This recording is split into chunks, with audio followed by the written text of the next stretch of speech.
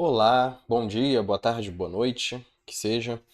Essa é a parte 7, se eu não me engano, do texto sobre o início do tratamento.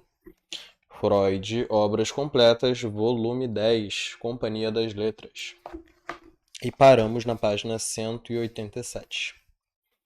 Lembro que a última questão que falamos foi sobre a associação livre, certo? A associação livre e as implicações que a resistência tem nisso, né? Como é difícil o paciente ali se comportar como Freud pede para que fale tudo que vem à sua cabeça. Como é difícil manter esse rigor. E aí logo ele entra numa outra questão na página 187. Vamos lá. Voltando ao texto. A próxima questão que nos é colocada é essencial. Ela diz: quando devemos iniciar as comunicações ao analisando? Quando é oportuno lhe revelar o significado oculto de seus pensamentos espontâneos, iniciá-lo nos pressupostos e procedimentos técnicos da psicanálise? A resposta tem de ser: apenas depois que se estabeleceu no paciente uma transferência produtiva, um reporte apropriado. O primeiro objetivo do tratamento é ligá-lo à terapia à pessoa e ligá-lo à terapia e à pessoa do médico. Esse é o primeiro objetivo da análise. Para isso, não é preciso senão lhe dar tempo. Se testemunhamos um sério interesse por ele, eliminamos as resistências que surgem no início e evitamos determinados erros. O paciente estabelece uma tal ligação por si mesmo e associa o médico a uma das imagos daquelas pessoas que antes ele estava acostumado a receber amor. No entanto, é possível desperdiçar esse primeiro sucesso se adotarmos já no início uma outra postura, que não a de empatia, uma atitude moralizadora, por exemplo, ou se nos portarmos como representante ou mandatário de uma parte interessada, de outro cônjuge, etc. Cônjuge e etc. Bem, aqui é interessante, né? Ele começa com uma questão: quando que a gente deve, né, nós analistas devemos revelar ali ao paciente os pensamentos ocultos daquilo que ele está falando, né? Aquilo que fica claro para a gente, mas para quem está falando ali, nem tanto, né? E ele diz que o momento oportuno é quando o paciente já está ligado à figura do analista, né, de algum modo. É quando ele já está ligado na terapia e à figura do analista. E aí ele traz assim uma certa definição da transferência. Quando o paciente liga a figura do analista ali, a pessoa do analista, a pessoas anteriores das quais ele estava acostumado a receber amor. Isso é a transferência, né? Quando você encontra alguém, quando você conhece alguém e você desenvolve ali uma empatia, você desenvolve uma relação ali de carinho, não necessariamente é sobre aquela pessoa com quem você está se ligando. Mas talvez você veja nessa pessoa pessoas anteriores que você estava acostumado a receber amor e você transfere esse sentimento para essa pessoa. Assim como você transfere para a figura do analista. Você enxerga no analista, né, todos aqueles sentimentos, porque antes esses sentimentos você ligava eles a outras pessoas, né, pessoas queridas por você, seus pais, talvez, né, e você consegue transferir estes sentimentos para a imagem ali do seu terapeuta, do seu analista. E quando essa transferência está bem estabelecida, e aí Freud diz, ali é oportuno, né? Ali você tem um bom um terreno fértil para comunicar algumas coisas do pensamento ali, né? Daquilo que está oculto, daquilo que está por trás da fala, né? Do paciente. Porque se você talvez antes disso vier com uma fala moralizadora, uma fala impositiva, mandatária, talvez você ocupe a posição de uma outra pessoa, né? Talvez do cônjuge, enfim, de uma parte interessada ali, enfim, que não uma pessoa ali, uma figura de amor, né? Então é muito importante se atentar a esse fato, né? Quando que você deve comunicar parte dos pensamentos ocultos ali que o paciente está te falando. Tem um tempo para fazer isso, né? Não é em qualquer momento, né? De qualquer forma, né? De qualquer maneira. Voltando ao texto. Essa resposta implica naturalmente a condenação do procedimento segundo o qual comunicamos ao paciente as traduções dos seus sintomas, tão logo antinamos com elas, ou que até mesmo vê com um triunfo especial jogar-lhe ao rosto estas soluções na primeira entrevista. Um analista treinado não terá dificuldade em perceber claramente os desejos contidos no doente, já nas queixas e no relato da doença. Mas quanta presunção e leviandade é preciso para informar a um estranho que acabamos de conhecer e que ignora todos os pressupostos analíticos que ele se acha unido incestuosamente à sua mãe, que abriga desejos de morte em relação à esposa, que supostamente ama, que carrega a intenção de enganar seu chefe e coisas semelhantes. Ou seja, por mais que no primeiro contato ali, por mais que nas primeiras entrevistas você entenda quais são os desejos inconscientes contidos por trás da fala, você não vai falar isso para a pessoa, né? Você acabou de conhecer a pessoa. É até grosseiro da sua parte, entende? Tem tempo para isso. Como eu falei, não é de qualquer maneira. Você não vai falar que a pessoa nutre desejos incestuosos com a mãe, né? Embora no fundo tenha um contexto, um quê disso, né? Não é assim que se faz. Você vai muito mais afastar a pessoa do que aproximar. E a ideia inicial, como ele fala, é você aproximar o paciente da sua pessoa. É vincular o paciente à terapia, ao processo. E aí sim, depois talvez você, né, consiga ali uma certa proximidade e você consiga falar algumas coisas, né? Voltando ao texto. Soube que há psicanalistas que se gabam desses diagnósticos instantâneos e tratamentos expressos, mas quero prevenir a todos contra esses exemplos.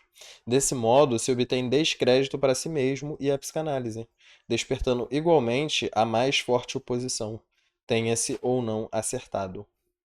Ou melhor, quanto mais se tiver acertado, mais forte a resistência.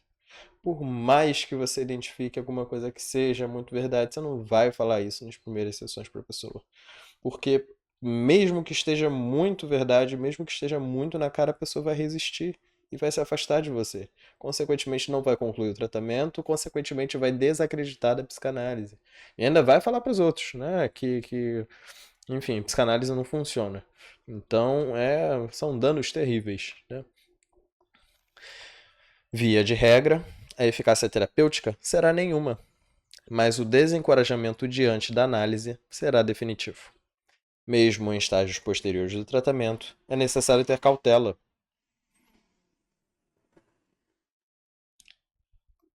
Mesmo em estágios posteriores do tratamento, é necessário ter cautela, a fim de não comunicar uma solução de sintoma ou tradução de desejo antes que o paciente esteja bem próximo dela, de modo que baste um pequeno passo para ele mesmo se apoderar da solução.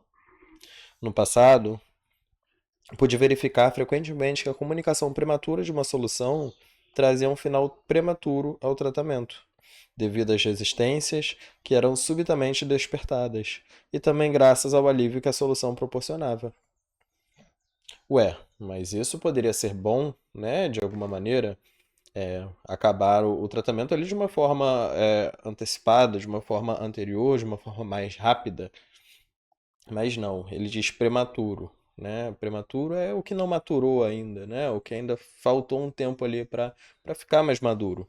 Então, tem alguma objeção aqui. Neste ponto será feita a objeção. Nossa tarefa, então, é prolongar o tratamento em vez de concluí-lo o mais rápido possível? É uma pergunta. O doente não sofre por insciência e incompreensão. Não há o dever de torná-lo ciente o mais breve possível, tão logo. Peraí, tá, é uma pergunta. Vou melhorar o tom de voz. O doente não sofre por insciência e incompreensão? Não há o dever de torná-lo ciente o mais breve possível, tão logo o médico mesmo se torne ciente? É uma pergunta, né? Se a ideia é tornar ali o paciente apto, né, a viver uma vida boa, né, uma vida melhor, uma cura, uma melhora, por que não tão logo que a gente descobre ali o que está por trás de algum sintoma, por que não logo não podemos comunicá-lo? A resposta a essa questão exige um pequeno excurso a respeito da significação do saber e do mecanismo da cura na psicanálise. Vamos lá.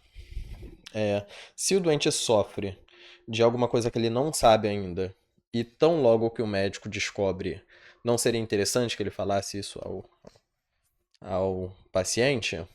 Talvez não, né? Isso é prematuro. E aí aqui ele responde. Página 189. É certo que nos primeiros tempos da técnica psicanalítica, numa postura intelectualista, demos bastante valor ao fato do doente saber que tinha esquecido, mal distinguido entre o nosso saber e o dele. Considerávamos muita sorte obter de uma outra pessoa informações sobre trauma infantil esquecido, dos pais, de quem cuidava da criança ou do próprio sedutor, por exemplo, como se mostrou possível em alguns casos. E nos apressávamos em levar ao conhecimento do doente a notícia e as provas de sua exatidão, na segura expectativa de dar um rápido fim à neurose e ao tratamento. Ou seja, em algum momento o Freud concordou com isso, né? Se eu descubro rápido, eu devo comunicar rápido ao paciente para que assim tenha melhores efeitos mais rápidos. Era o grande desapontamento quando o êxito esperado não se apresentava. Como podia acontecer que o doente, agora que sabia da sua vivência traumática, agisse como se não soubesse mais do que antes? Nem mesmo a lembrança do trauma reprimido vinha à tona após a comunicação e descrição dele. Ou seja, deu errado. Mesmo Freud se antecipando, né, na comunicação ali do trauma que se revela a partir das palavras do paciente, não obteve êxito. Num caso determinado, a mãe de uma garota histérica me revelou a experiência homossexual que tivera grande influência na fixação dos ataques da garota. A própria mãe havia flagrado a cena, mas a doente a esquecera por completo, embora já pertencesse à época da pré-puberdade. Pude então fazer uma experiência instrutiva. Toda vez que repetia o relato da mãe diante da garota, ela reagia com um ataque histérico, e depois a informação era novamente esquecida. Não havia dúvidas de que a doente manifestava a mais forte resistência a um saber que lhe era imposto. Chegou a simular imbecilidade e amnésia total, a fim de se proteger do que eu lhe comunicava. Depois disso, foi preciso retirar do fato de saber em si a importância que lhe fora atribuída e colocar a ênfase nas resistências que haviam causado o não saber e que ainda não estavam dispostas a defendê-lo. Diante dessas resistências, o saber consciente era impotente, mesmo quando não era novamente expulso. Ou seja, aqui Freud vê que não é uma questão de saber ou não saber simplesmente, mas sim de saber e estar apto a lidar com isso. Saber e estar preparado para receber essa notícia, essa informação. Porque senão a pessoa resiste, né? A pessoa fecha os ouvidos e não quer saber, né? A pessoa age com certa imbecilidade ou uma amnésia total para não lidar com aquilo que ela tentou esquecer, né? E conseguiu, né? Conseguiu tanto que nem quer se haver com aquilo. Então não é necessariamente sobre saber sobre a sua história, mas sim sobre saber e não resistir, né? Ou resistir menos possível, saber estar aberto a essa informação. O estranho comportamento dos doentes, capazes de juntar um saber consciente com um não saber, permanece inexplicável para a chamada psicologia normal. Psicologia normal aqui são as outras vertentes, né? A psicanálise é a parte. Anormal. Psicologia anormal. Para a psicanálise, isso não oferece dificuldade, devido ao seu reconhecimento do inconsciente. Mas o fenômeno descrito constitui um bom suporte para a concepção que aborda os processos psíquicos após uma diferenciação topográfica. Né? Aqui ele está falando do inconsciente. A psicanálise não tem dificuldade de explicar essa amnésia total ou essa resistência débil por conta do inconsciente. Então é possível justificar por esses meios. A psicologia normal, que lida com o consciente, né, com essa instância da vida, e não com a outra instância, que seria o inconsciente, tem uma certa dificuldade em explicar esse tipo de coisa. Né? E atribui só a fingimento e ponto. O que complica. Os doentes sabem da vivência reprimida em seu pensamento, mas falta a este a ligação com o lugar onde de algum modo se encontra a lembrança reprimida. Uma modificação pode ocorrer apenas quando o processo de pensar consciente penetra até esse lugar e supera as resistências de repressão. Aqui ele traz uma boa analogia. É como se o Ministério da Justiça promulgasse um decreto segundo o qual os delitos juvenis deveriam ser julgados com alguma leniência. Enquanto esse decreto não chegar ao conhecimento dos tribunais municipais, ou se os juízes municipais não tiverem a intenção de respeitar esse decreto, preferindo sentenciar de forma independente, não haverá qualquer mudança no tratamento dos delinquentes juvenis. Ou seja, são várias instâncias, né? Não necessariamente você, ao receber uma notícia, vai haver mudanças significativas na sua vida, mas precisa passar por várias instâncias da sua mente para que você consiga receber a informação, processar e fazer alguma coisa com isso, né? Não é simplesmente saber sobre o trauma. Acrescentemos, para maior exatidão, que a comunicação consciente do material reprimido não deixa de produzir efeito no doente. Ela não manifestará o efeito desejado, por fim nos sintomas, mas terá outras consequências.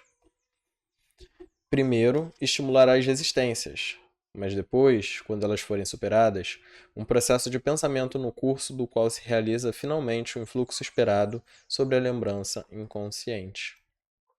Né? Então não será sem efeitos que a pessoa vai receber, o paciente vai receber essa informação. Terá efeitos. Não terá os efeitos desejados, né? Que é a pessoa ali se curar do trauma. E isso pode fazer com que estimule as resistências, né? Saber o que não se quer saber antes da hora.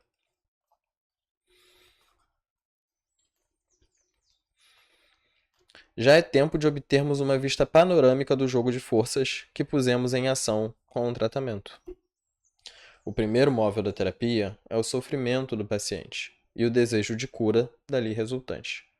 A magnitude dessa força motriz é diminuída por várias coisas que apenas no decorrer da análise se revelam, sobretudo o ganho secundário da doença. Mas a força motriz, mas a força motriz mesma deve se conservar até o fim do tratamento. Cada melhora produz uma diminuição dela. Por si só, no entanto, ela é incapaz de eliminar a doença. Para isso, lhe faltam duas coisas. Não conhece os caminhos que se devem tomar para alcançar esse fim e não apresenta os montantes de energia necessários contra a resistência. Ambas as faltas são remediadas pelo tratamento analítico. Ele fornece as magnitudes de afeto requeridas para a superação de resistências, por meio da mobilização das energias que se acham à disposição de transferência. Mediante comunicações oportunas, mostra o doente os caminhos por onde ele deve guiar essas energias. Olha só que interessante, né? Para que haja a cura e a melhora, é necessário uma vontade de cura, um desejo de cura, e mobilizar ali, movimentar o sofrimento do paciente. Mas só esses dois elementos não dá conta da melhora, né? Por isso precisa do analista, para ali acompanhar a pessoa e apontar ali os caminhos necessários para superar as resistências, porque não é uma linha reta, né? É uma linha cheia de obstáculos, até você fazer com que esse desejo de cura consiga ali superar o sofrimento do paciente, porque há muita resistência entre um ponto e outro. E o analista faz isso, né? Ele alcança os caminhos, né, junto com o paciente e consegue driblar ali, de certa forma, as resistências, entendê-las e superá-las, né? E por isso o analista é tão importante nesse processo. E é a partir do afeto. Né? O analista, a partir do afeto, que consegue fazer com que o paciente supere as resistências e utilize seu desejo de cura para superar as resistências e vencer o seu sofrimento psíquico. Vamos lá, página 192, né? Tá no finalzinho já do texto. A transferência pode, frequentemente, eliminar sozinha os sintomas de sofrimento, mas isso apenas de maneira provisória, precisamente enquanto ela dura. Isto seria um tratamento sugestivo e não psicanálise. Né? Ele diz que a transferência, só esse sentimento que a pessoa nutre pelo terapeuta, já seria necessário para eliminar os sintomas de sofrimento, mas isso de uma forma provisória. E isso seria um tratamento de sugestão e não psicanálise. Né? Talvez aqui que Lacan origina o discurso do mestre. Talvez aqui nesse trecho que se encontram os gurus, que você encontra a imagem da pessoa né? A pessoa te fala algumas coisas, você se inspira na pessoa de alguma maneira e você realmente consegue uma melhora a partir da imitação daquela pessoa, a partir da inspiração daquela pessoa, a partir de seguir os caminhos que essa pessoa seguiu. Só que aí você está sendo, bem, você está seguindo um mestre, né? Não tem outras palavras para dizer isso. Você está seguindo um mestre. Você não está pensando por si próprio. Você não está vencendo suas próprias resistências. Você não está trilhando os seus próprios caminhos psíquicos. Mas sim está seguindo um tratamento sugestivo. Isso não é psicanálise. Voltando ao texto. Ele merece esse nome apenas quando a transferência utiliza a sua intensidade para a superação das resistências. Apenas então se torna impossível a doença, mesmo quando a transferência dissolveu-se novamente, como é seu destino. A ideia da psicanálise não é simplesmente a cura e a remissão dos sintomas, mas sim a superação das resistências, que ficam entre o sofrimento do paciente e o desejo de cura. Entre um e o outro tem as resistências. E é a partir do afeto que você desenvolve com seu analista que você consegue superar essas resistências e atingir ali, mobilizar essas energias a ponto de conseguir ali a cura, né? Então é um pouco mais complicado do que simplesmente só melhorar, né? Só eliminar os sintomas. Não é só isso, né? É todo um caminho a ser percorrido a partir dos afetos e a partir da relação que você desenvolve ali com o analista. Último parágrafo, página 192. No decorrer do tratamento, um outro fator favorável é despertado, o interesse e compreensão intelectual do doente. Mas ele quase não conta em relação às outras forças em luta. Seu valor é continuamente ameaçado, devido à turbação do julgamento que procede das resistências, de forma que restam a transferência e a instrução, pela comunicação, como as novas fontes de força que o doente deve ao analista. No entanto, ele se serve da instrução apenas na medida em que é levado a isso pela transferência. E por esse motivo, a primeira comunicação deve aguardar até que uma forte transferência se tenha estabelecido.